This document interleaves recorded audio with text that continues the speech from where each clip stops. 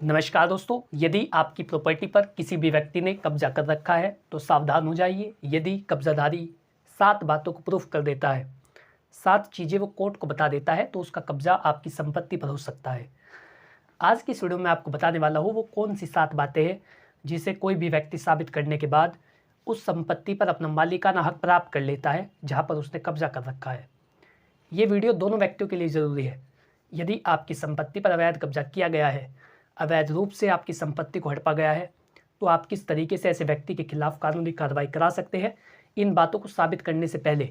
यानी जिस व्यक्ति ने कब्जा कर रखा है वो इन बातों को साबित ना कर दे जिन्हें इस वीडियो में आपको बताने वाला हूँ। और यदि आपने कब्जा कर रखा है, आप कोई ऐसे व्यक्ति है जिसने किसी दूसरे व्यक्ति की प्रॉपर्टी पर कब्जा कर रखा है, वो कब्जा आपने किसी सही उद्देश्य से या किसी भी अन्य कारण से कर रखा हो, लेकिन यदि आप जानना चाहते हैं कि आपको क्या साबित करना होता है तो तब भी आप इस वीडियो को देख सकते हैं।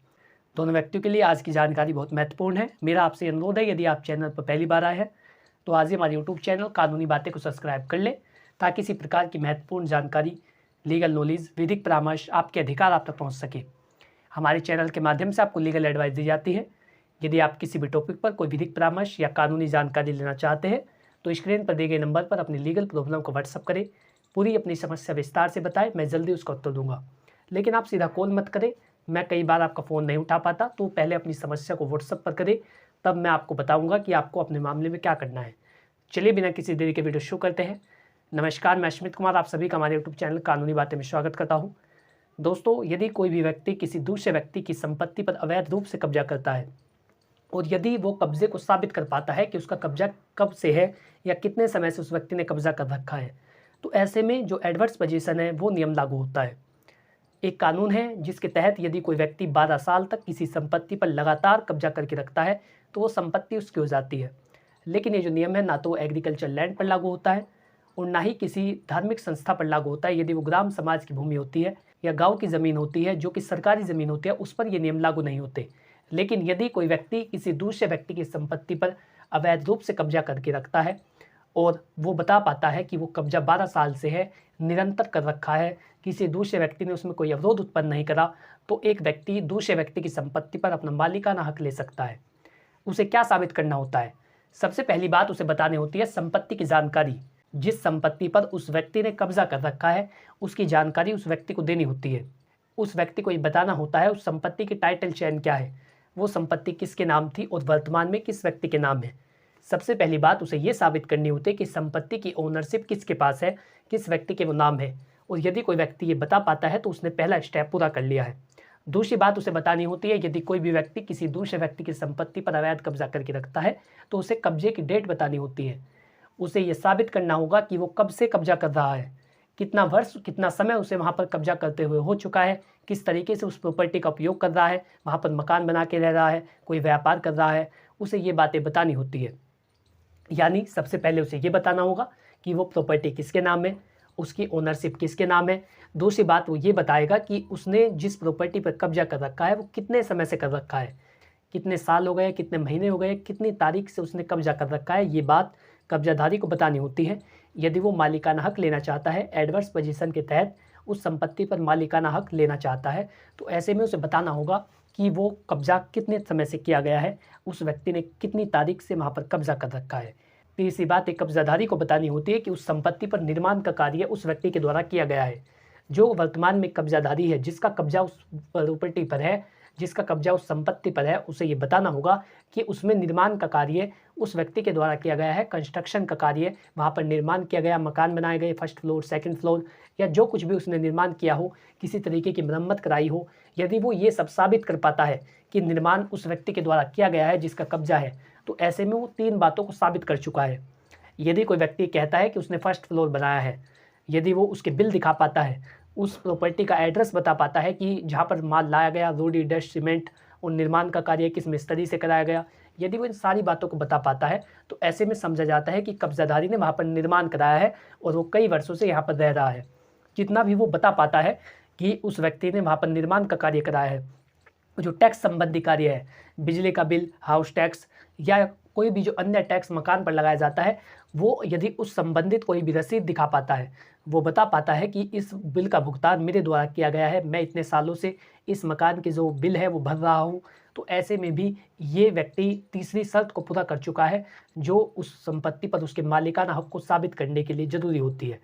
यदि कोई भी कब्ज़ाधारी ये बताता है कि वो संपत्ति के बिल को भर रहा है, बिजली का बिल भर रहा है, हाउस टैक्स भर रहा है, वाटर टैक्स भर रहा है, यदि वो इन सभी चीज़ों को अपनी कमाई से कर रहा है, अपने द्वारा उन्हें भर रहा है, अपने द्वारा उनका भुगतान कर रहा है, तो ऐसे में वो तीसरी शर्त को पूरा कर चुका है। चौथी बात इसमें होती है, जो उसका असली मालिक है उसे जानकारी है कि उसकी संपत्ति पर अवैध रूप से कब्जा किया गया है। कब्जेदारी को ये साबित करना होगा कि इस मालिक को, जो इसका ओनर है, उसको ये जानकारी थी कि ये संपत्ति, उसकी जो संपत्ति है उस पर किसी दूसरे व्यक्ति ने, यानी कि मैंने कब्जा कर रखा है। तो ऐसे में उसे ये साबित करना होगा कि इसकी जानकारी असली ओनर को थी। कब्जाधारी इस बात को प्रूफ करता है कि मेरी जो संपत्ति जिस पर मैंने कब्जा कर रखा है और जिस व्यक्ति की रियल संपत्ति है, जिस व्यक्ति के पास इसकी ओनरशिप है, उस व्यक्ति को इस चीज़ की जानकारी थी कि उस व्यक्ति का उस पर कब्जा है और मैं संपत्ति का प्रयोग कर रहा हूँ जिसकी जानकारी असली मालिक को है। ये बात भी कब्जाधारी को साबित करनी होती है। पांचवी बात की यदि हम बात करें, उसने कोई कार्रवाई नहीं की, जिसकी रियल संपत्ति है, जो इसका ओनर है, उसने किसी तरीके का अवरोध उत्पन्न नहीं किया, यानी कि ये व्यक्ति लगातार उस पर रह रहा है और दूसरे व्यक्ति की ओर से, जो इसका रियल ओनर है, उसने किसी भी तरीके की दखलंदाजी इसके कब्जे में नहीं की। उस व्यक्ति ने कभी से नहीं कहा, 12 साल की सीमा के अंदर उस व्यक्ति ने कभी से नहीं कहा कि तू संपत्ति को खाली कर, या उसने कहीं पर प्रार्थना पत्र नहीं दिया। ऐसे में मैं आपको कई बार बताता हूँ, कई सारे व्यक्ति ऐसा कहते हैं कि पुलिस वाले कोई कानूनी कार्रवाई नहीं करते, तो मैं आपको कहता हूँ कि आपको शिकायत जरूर करनी चाहिए, क्योंकि आपके पास एक प्रूफ होता है। आप ये बता सकते हैं कि आपने पूर्व में भी शिकायत की थी। इसीलिए पुलिस वालों के पास शिकायत को भेजना एक प्रभावी कदम होता है और उसकी रसीद आप अपने पास रखिए। यदि बाय हैंड वो आपसे शिकायत नहीं ले रहे हैं, वो कह रहे हैं कि प्रकरण न्यायालय से संबंधित है, तो ऐसे में आप उनके पास डाक के द्वारा शिकायत भेजिए। लेकिन आपको कानूनी कार्रवाई करनी पड़ेगी, आपको आवाज़ उठानी पड़ेगी यदि आपकी संपत्ति पर किसी दूसरे व्यक्ति ने कब्जा कर रखा है। यदि आप ऐसा नहीं करेंगे, आप आवाज़ नहीं उठाएंगे, तो जो अवैध कब्जाधारी है वो उसका लाभ ले सकता है। वो कोर्ट में साबित करेगा कि आपको जानकारी थी कि इसकी संपत्ति पर अवैध रूप से कब्जा है, लेकिन आपने किसी भी तरीके का अवरोध उत्पन्न नहीं किया, आपने कहीं पर भी कार्रवाई नहीं की, आपने कोई कदम नहीं उठाया, आपने पुलिस वालों को सूचना नहीं दी, आपने कोर्ट केस नहीं किया। यदि ये बातें कब्जाधारी के वकील की ओर से या कब्जाधारी की ओर से कही जाती है, तो ऐसे में आप केस हार सकते हैं और जो कब्जाधारी होता है उसे मालिकाना हक मिल सकता है। ऐसे में आपको अवरोध उत्पन्न करना होगा। यदि आपकी संपत्ति पर कब्जा किया गया है तो आपको अवरोध उत्पन्न करना होता है। ऐसे में आप दूसरे व्यक्ति के कब्जे में दखल अंदाजी करते हैं, उसे ये बताते हैं कि उसका कब्जा अवैध है, वो उसे खाली करेगा, गैर कानूनी तरीके से वो रह रहा है, तो आपको ये बातें बतानी होती है।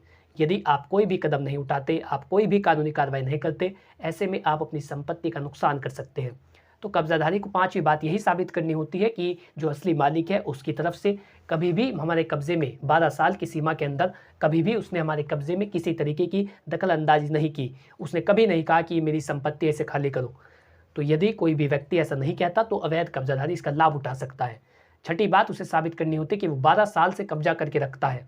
छठी बात उसको ये साबित करनी होती है कि जो कब्जाधारी है वो 12 साल से उस संपत्ति का प्रयोग कर रहा है, 12 साल से उस संपत्ति का जो उपयोग है वो व्यक्ति कर रहा है, वहाँ पर रह रहा है, व्यापार कर रहा है। तो ये छठी बात होती है। यदि कब्जाधारी इस बात को साबित कर सकता है कि वो 12 साल से वहाँ पर रह रहा है, तो ऐसे में भी आपकी संपत्ति आपके हाथों से चली जाती है। सातवीं बात उस कब्जाधारी को ये साबित करनी होगी कि उसका कब्जा लगातार रहा है, 12 साल से वो निरंतर इस संपत्ति का प्रयोग कर रहा है।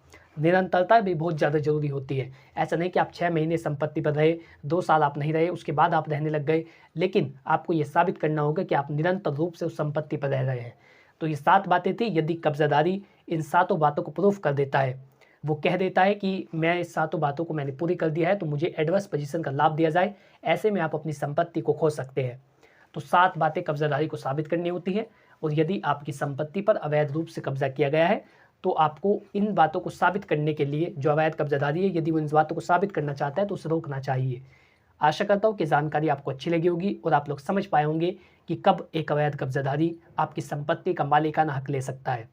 यदि आप जानना चाहते हैं कि अवैध कब्जाधारी को किस तरीके से सबक सिखाया जाए, इस पर मैंने ऑलरेडी कई सारी वीडियो बना रखी है। आप बहुत ही जल्द अवैध कब्जाधारी को सबक किस तरीके से सिखा सकते हैं।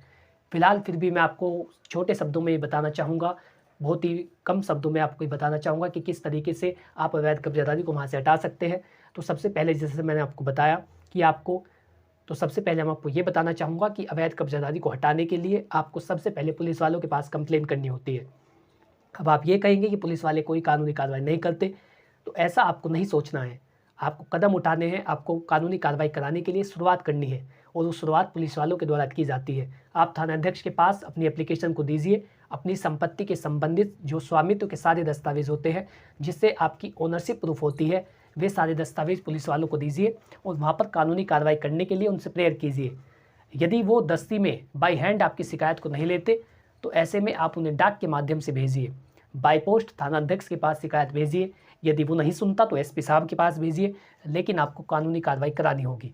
दूसरी बात, यदि पुलिस वाले कह देते हैं कि प्रकरण न्यायालय से संबंधित है, तो ऐसे में आप कोशिश कीजिए, यदि वो संबंधित संपत्ति राजस्व विभाग के अंदर आती है, तो ऐसे में आपको राजस्व विभाग से संपर्क करना होता है। तहसीलदार के पास एप्लीकेशन लिखिए, एसडीएम साहब के पास एप्लीकेशन लिखिए, सारी बातें उसमें भी बताइए, स्वामित्व से संबंधित सारे दस्तावेज प्रस्तुत करिए, उसका कब्जा गैर कानूनी है ये बात उसमें बताइए, उस व्यक्ति ने जबरन या आपके साथ मारपीट करके दुर्व्यवहार करके आपकी संपत्ति पर अवैध रूप से कब्जा किया है, ये सारी बातें बताइए, ये आपको बताना होता है। यदि वहाँ से भी कोई कानूनी कार्रवाई नहीं की जाती तो आप कोर्ट में जा सकते हैं। Section 6 of specific relief act इस बात का प्रावधान करता है, यदि किसी भी व्यक्ति को उसकी संपत्ति से बिना कानूनी प्रक्रिया का पालन करके बेदखल किया गया है, चाहे वो दबंगता के बल पर हो, चाहे गाली गलौज करके हो, दुर्व्यवहार करके हो, राजनीति के तहत हो, यदि किसी भी व्यक्ति को उसकी संपत्ति से बिना किसी कानूनी प्रक्रिया का पालन करके, अब कानूनी प्रक्रिया में क्या आ जाता है, या तो उसके कागज़ जाली साबित हुए हो या फिर कोर्ट ने निर्णय दिया हो कि वो वहाँ से खाली करे, लेकिन यदि ऐसा कुछ नहीं होता और कोई व्यक्ति गैर कानूनी तरीके से दूसरे व्यक्ति को उसकी संपत्ति से बेदखल करता है, तो ये जो सारी गतिविधियाँ अवैध होती है और ऐसा व्यक्ति अवैध कार्य करता है, तो ऐसे में आप सेक्शन 6 के मुताबिक स्पेसिफिक रिलीफ एक्ट के सेक्शन 6 के मुताबिक कोर्ट में केस दायर कर सकते हैं, जिसके तहत बहुत ही जल्द उस व्यक्ति को वहाँ से निकाला जाता है। यदि आपको ये लग रहा है कि इसमें भी समय लग सकता है, तो आप इंजेक्शन शॉट फाइल कर सकते हैं।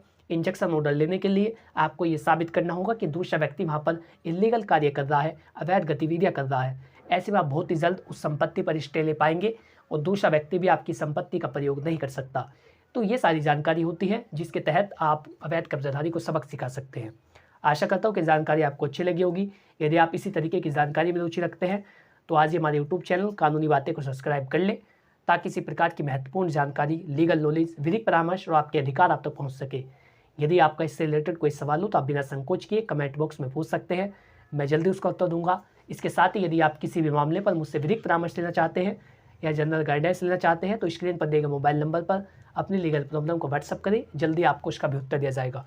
Thanks for watching this video. अपना कीमती समय देने के लिए धन्यवाद।